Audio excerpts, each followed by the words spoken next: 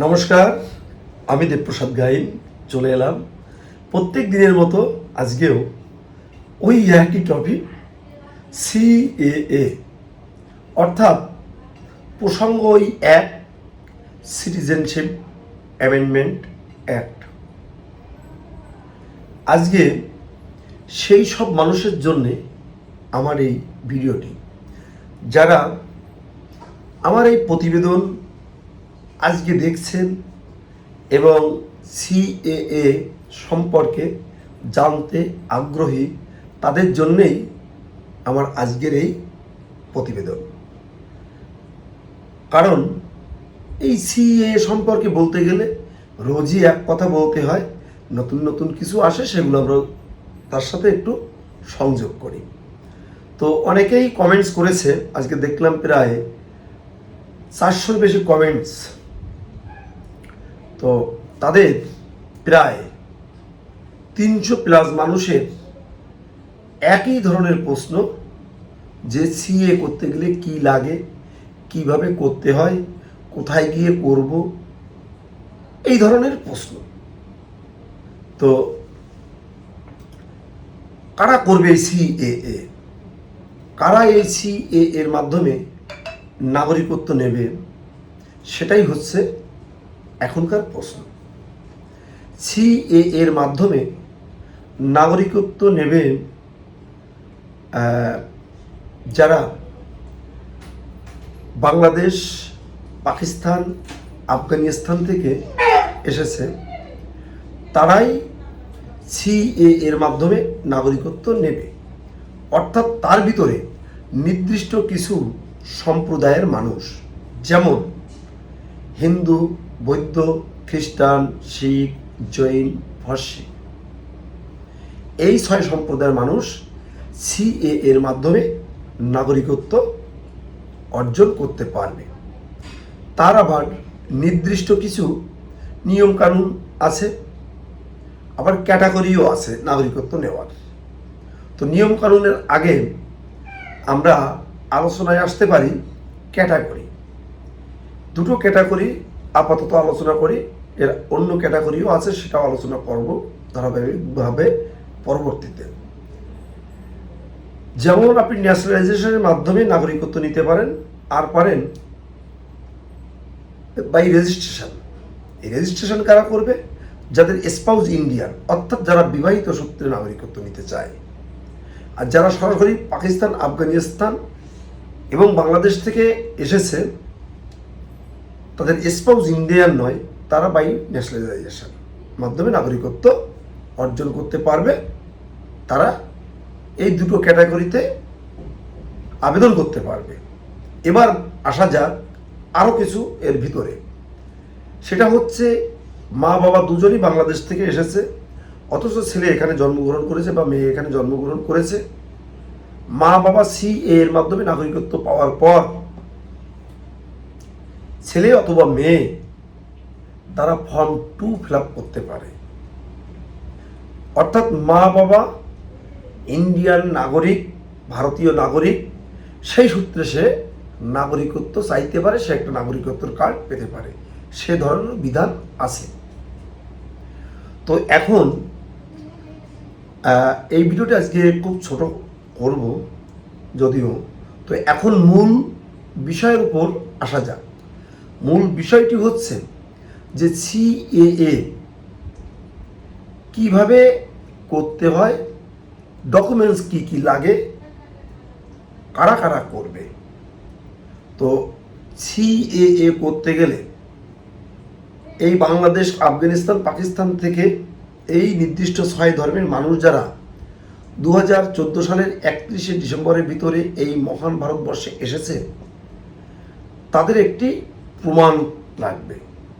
সেই প্রমাণটা কি? তারা এখানে এসে Aadhaar card, voter card, ration card, PAN card, ব্যাংকের বই, জমির দলিল, সরকারি চাকরি বাকরি, এখানে বিয়ে করেছে, এমন যে কোনো একটি প্রমাণ লাগবে যে 2014 সালের ভিতরে এই কাগজটি আপনার হাতে এসেছে।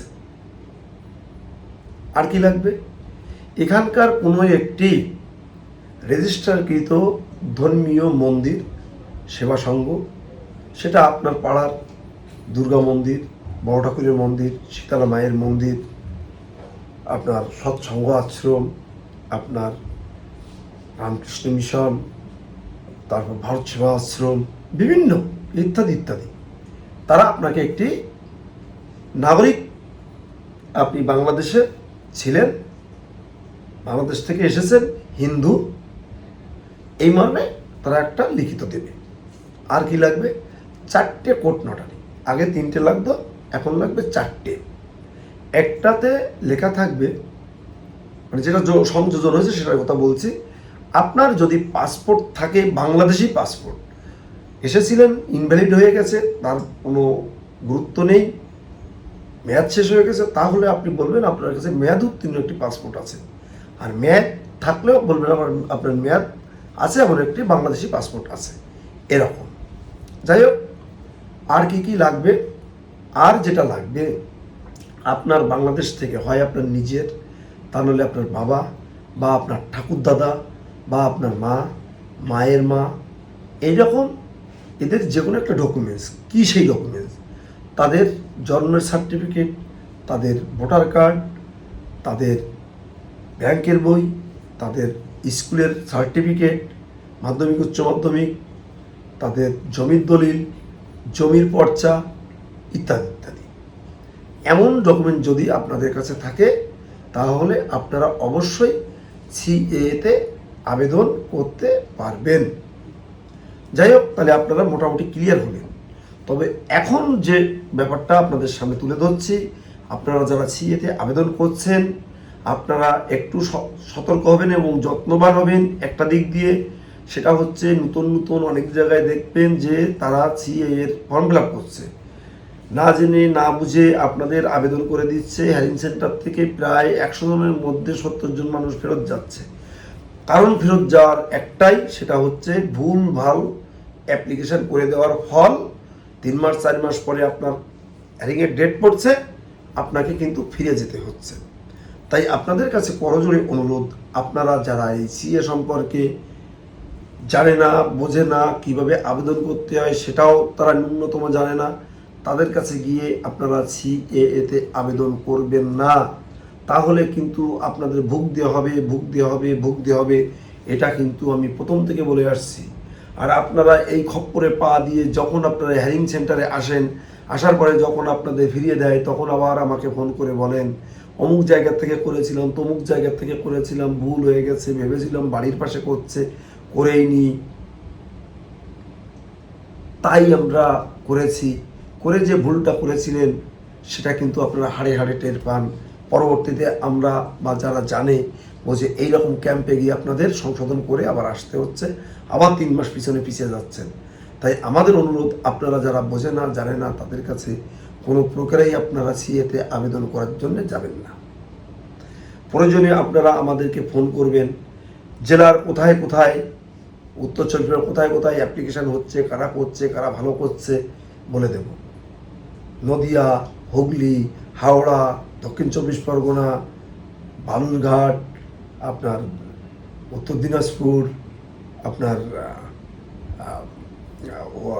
কী বলে ওটাকে, শিলিগুড়ি, জলপাইগুড়ি, কুচবিহার, অর্থাৎ পশ্চিমবঙ্গের যে কোনো জেলায় আপনি থাকতে পারেন, অবশ্যই ফোন করবেন। কোথায় ভালো সিএতে আবেদন করা যায়, করছে, সেই ক্যাম্পগুলোর খবর আমি আপনাদের কাছে দিয়ে দিতে পারবো। তাছাড়া আপনি এই পশ্চিমবঙ্গের বাইরে যে কোনো রাজ্যে আপনি থাকতে পারেন। হ্যাঁ, আপনি উড়িষ্যায় থাকতে পারেন, আপনি কর্ণাটক থাকতে পারেন, আপনি রাজস্থান থাকতে পারেন, গুজরাট থাকতে পারেন, বিহার থাকতে পারেন, ঝাড়খণ্ড থাকতে পারেন, যে কোনো রাজ্যে থাকতে পারেন। আপনি আমাকে ফোন করবেন, আমি আপনাদের গ্যারান্টি দিয়ে বলছি, আপনাদের সিএতে আবেদন করার জন্য যা যা প্রয়োজন আমরা সার্বিক সহযোগিতা আপনাদের করতে পারব। এটা আমাদের একেবারে গ্যারান্টি। আপনারা আপনাদের রাজ্যে বসেই সিএতে আবেদন করতে পারবেন, সার্বিক সহযোগিতা আমি আপনাদের করব। তো যাই হোক বন্ধুরা, তোমরা যারা আমার প্রতিবেদন দেখছো, আমার ফোন নাম্বার 9804682324। ফোন করবে, সিএ সম্পর্কে সার্বিক সহযোগিতা করব। আমার প্রতিবেদন শহর বন্দর গ্রামগঞ্জে যেখানেই দেখছো সবাইকে বলবো, যারা নতুন দেখছো তারা চ্যানেলটিকে সাবস্ক্রাইব করো, যারা প্রত্যেক দিন দেখো তারা ভিডিওটি শেয়ার করে দেশ ও দেশের বাইরের লোককে দেখার সুযোগ করে দিও। তা সবাই ভালো থেকো, সুস্থ থেকো, সুন্দর থেকো, সবার মঙ্গল কামনায় আজকের মতো আমার ভিডিও শেষ করব। তার আগে আমার বয়োজ্যেষ্ঠ গুরুজনদের প্রতি রইল আমার প্রণাম।